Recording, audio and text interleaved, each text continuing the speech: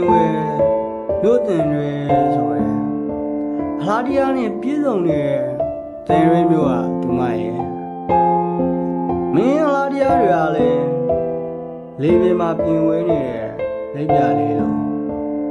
တရရဲ့ကြီးလေပေါ်လှတယ်ပါပဲဟိုရှင်တုန်းက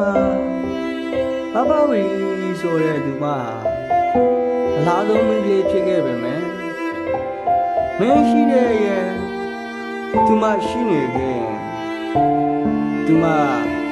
မင်းအလှကိုပေးမှန်ပါမလဲ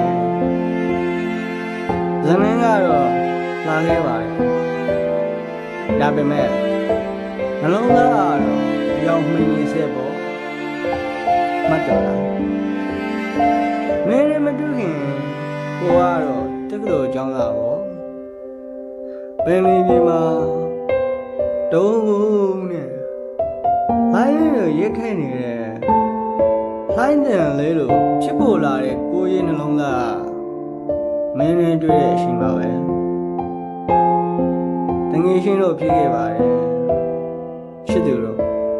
မဟုတ်ခဲ့ပါဘူးမင်းနဲ့တူရှိနေတဲ့မင်းရဲ့အရေးလိုကိုရှိနေခဲ့တာကြောင့်တငယ်ချင်းတွေကမေးတာပေါ့မင်းတို့ကတငယ်ချင်းမဟုတ်ရဲ့လားတဲ့ကိုကတော့ဖြေခဲ့ပါတယ်မဟုတ်ပါဘူးတငယ်ချင်းတွေပါပဲလေုံတိုက်နေရတယ်ငက်ကလေးလိုပဲရေပေကြီးအောင်တဲ့နဲ့ပြေးရတယ်မတ်တရာရဲ့